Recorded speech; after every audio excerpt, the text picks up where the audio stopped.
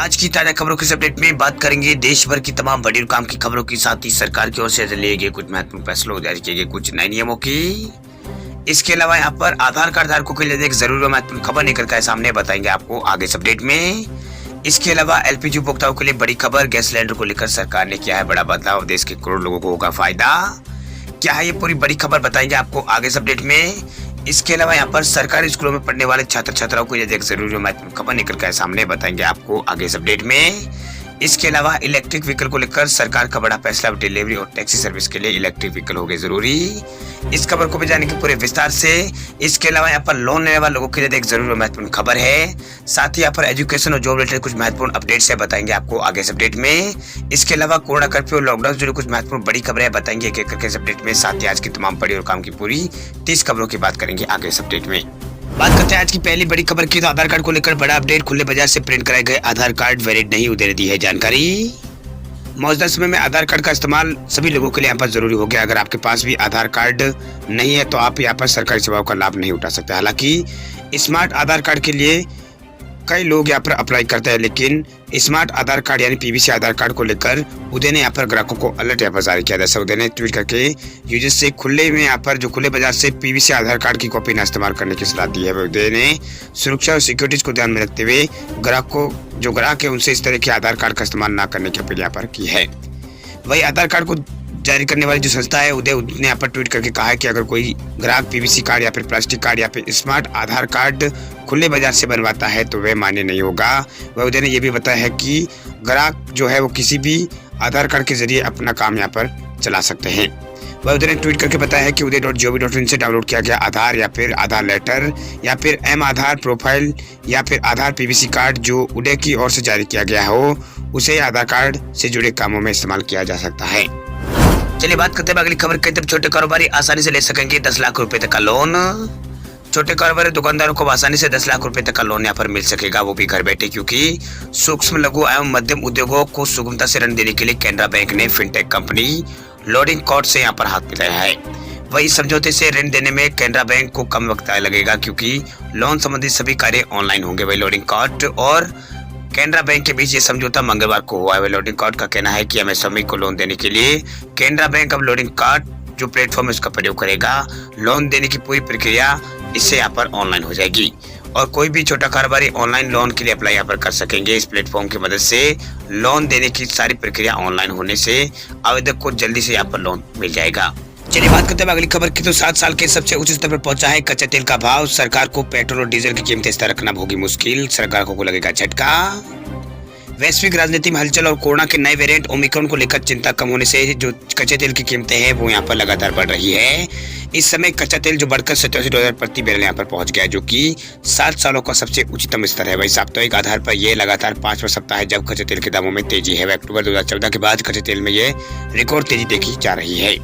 वही जानकारों का कहना है कि इस समय कच्चे तेल की मांग ज्यादा है और आपूर्ति कम है, इसलिए भाव में तेजी आ रही है। वही दुनिया भर में कारोबारी गतिविधियों में तेजी से यहाँ पर आने वाले बदलाव को देखते हुए यहाँ पर जो कीमतें हैं इसमें और भी इजाफा यहाँ पर हो सकता है। इससे भारत सरकार के लिए भी पेट्रोल डीजल के दाम नियंत्रण रखना मुश्किल हो जाएगा। वही इससे ग्राहकों को यहाँ पर झटका लग सकता है। चलिए बात करते हैं अगली खबर की, तो इलेक्ट्रिक व्हीकल्स को लेकर दिल्ली सरकार का बड़ा फैसला, डिलीवरी और टैक्सी सर्विस के लिए हो गए इलेक्ट्रिक व्हीकल जरूरी।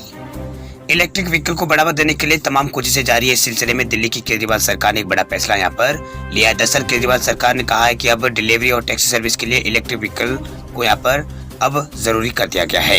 वही 15 जनवरी से इसकी घोषणा यहाँ पर की गई है। इस घोषणा के मुताबिक डिलीवरी सर्विस के लिए अब यहाँ पर केवल इलेक्ट्रिक व्हीकल को ही यहाँ पर शामिल किया जाएगा। इसी तरह दिल्ली भारत का पहला राज्य बन गया है जिसने यहाँ पर एग्रीगेटर नीति के तहत यहाँ पर इलेक्ट्रिक व्हीकल जरूरी यहाँ पर किया है। एग्रीगेटर पॉलिसी के तहत अगले 3 महीने के भीतर जितने भी 2 पहिया वाहन खरीदे जाएंगे उनमें कम से कम 10% यहाँ पर इलेक्ट्रिक व्हीकल होने चाहिए। वही इसी तरह 4 पहिया वाहनों में 5% इलेक्ट्रिक व्हीकल होना जरूरी है। वही मार्च 2023 तक नए वाहनों की खरीदों में यहाँ पर जो नए वाहन है उनकी खरीदारी में 50%, 2 पहिया वाहन में 25% यहाँ पर 4 पहिया वाहन में इलेक्ट्रिक यहाँ पर जरूरी होने का दावा यहाँ पर सरकार ने किया है, यानी सरकार ने जरूरी यहाँ पर इसको बताया है। चलिए बात करते हैं अगली खबर की, तो 15 से 18 आयु वर्ग के 50% से अधिक युवाओं को लगी है वैक्सीन, केंद्रीय मंत्री ने जताई है खुशी। देश में कोरोना का प्रकोप जिस कदर से यहाँ पर बढ़ रहा है, उसी से बचने का एकमात्र उपाय वैक्सीन है। वही वायरस से बचने के लिए वैक्सीन को सुरक्षा कवच के तौर पर देखा जा रहा है। वही कोरोना की तीसरी लहर को देखते हुए देश में टीकाकरण का अभियान अब और तेज हो चुका है।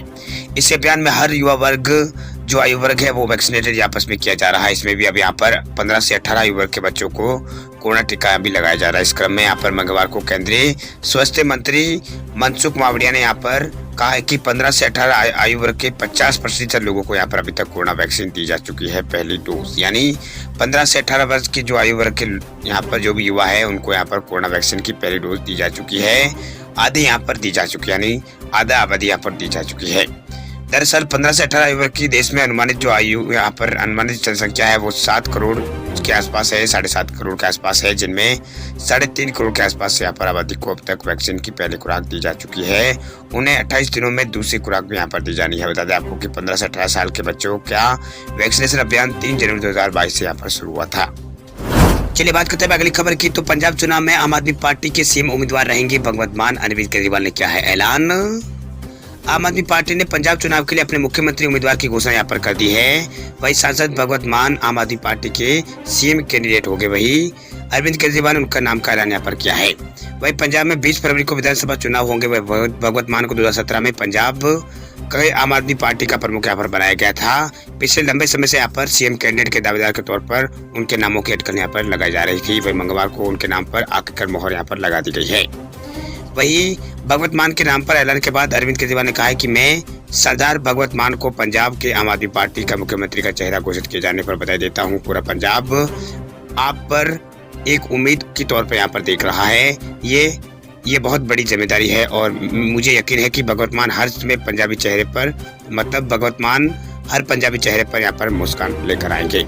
चलिए बात करते हैं अगली खबर की। तो राजस्थान की अशोक गहलोत सरकार का बड़ा फैसला, अल्पसंख्यकों के विकास पर खर्च होंगे 58.55 करोड़ रुपए।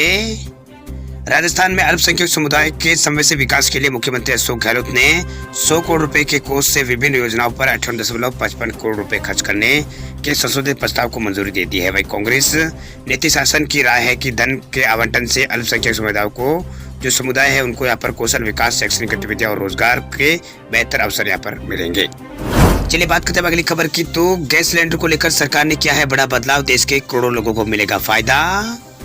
गैस सिलेंडर की कीमतों को लेकर केंद्र सरकार ने बड़ा ऐलान किया। दरअसल केंद्र सरकार ने गैस सिलेंडर के वजन को कम करने की प्लानिंग यहाँ पर की है।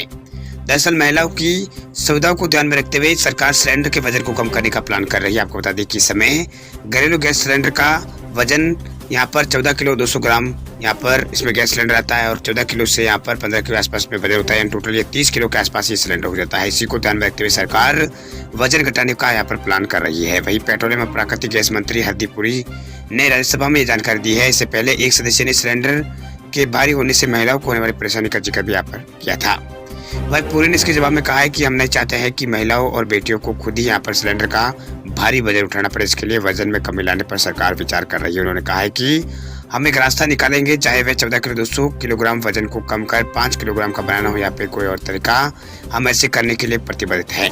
वह इसके अलावा यहाँ पर पेट्रोलियम प्राकृतिक गैस मंत्री हरदीप पुरी ने कहा है कि तेल विपणन कंपनियों ने देश भर में उज्ज्वला 2.0 योजना जो है 2.0 उससे प्रधानमंत्री उज्ज्वला योजना के तहत 8.8 करोड़ एलपीजी गैस कनेक्शन यहाँ पर जारी कर दिया। उन्होंने कहा है कि देश भर में गरीब परिवारों की वयस्क महिलाओं सदस्यों के नाम पर 8 करोड़ और बिना जमानत के एलपीजी कनेक्शन जारी करने के लिए मई 2016 के प्रधानमंत्री उज्ज्वला योजना यहाँ पर आरंभ की गई थी। इस योजना का लक्ष्य सितंबर 2019 में हासिल यहाँ पर कर लिया गया था। आपको बता दें कि पुरी ने कहा कि इसके अलावा बिना जमानत के 1 करोड़ एलपीजी गैस कनेक्शन जारी करने के लिए इसी साल 10 अगस्त को उज्ज्वला योजना 2.0 की शुरुआत की गई है।